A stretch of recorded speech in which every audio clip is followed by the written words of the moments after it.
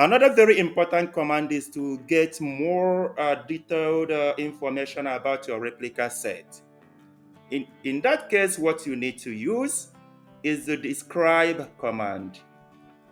So we type describe, then replica set. Now you can see far more details. You can see the selectors, you can see the template. So this is far more detailed. You can see the status of the pods. Here you can see that we've got 5 current, 5 desired.